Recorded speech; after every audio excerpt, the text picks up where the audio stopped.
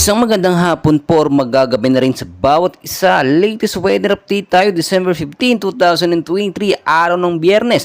Pero bago tayo magpatuloy, pa-like and subscribe naman po yung pa-hit ng notification bell para mamaya ma-update ko kayo sa lagay ng ating panahon. So may binabantayan po tayo ngayon na active low pressure area. Dito nga po sa may bandang southern na Mindanao po siya. 1,595 kilometers east of southeastern Mindanao po siya. Ito po makikita nyo naman sa ating pinaka-live radar. Ito po yung ating binabantayan ngayon, which is nasa 35 kilometers per hour ang lakas ng kanyang hangin at posible nga pong maging isang ganap na bagyo at maglandfall sa Philippine Area of Responsibility natin bukas po ng umaga.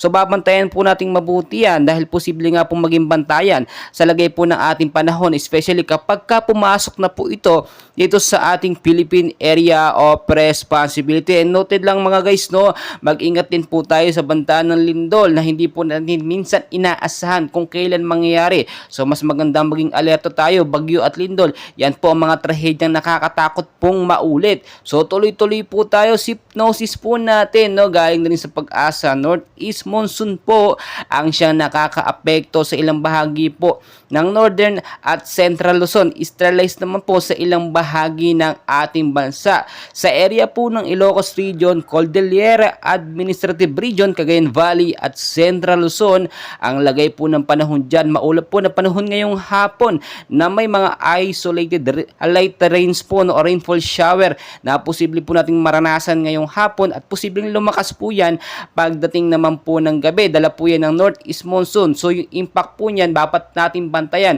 especially yung may mga lakad po, Christmas party ngayong hapon hanggang sa gabi, ugaliin po magdala ng payong, jacket o kaya naman po kapote panlaban in case magkaroon ng biglaang pag-uulan. Sa area po ng Metro Manila at ilang bahagi ng ating bansa, ang kondisyon po ng panahon ngayon yan, maulap po nakalangitan ng mararanasan or nararanasan ngayon na may mga isolated rainfall showers or localized thunderstorm po ang ating mararanasan. So mag-ingat po kayo dyan, especially sa banta po ng pagbabaha at landslide sa mababang lugar at sa matataas naman na lugar sa Luzon, Visayas at Mindanao. So tuloy-tuloy po tayo sa area ng Northern Luzon at eastern section of Central at Southern Luzon po, at kasama na rin pong Eastern Visayas.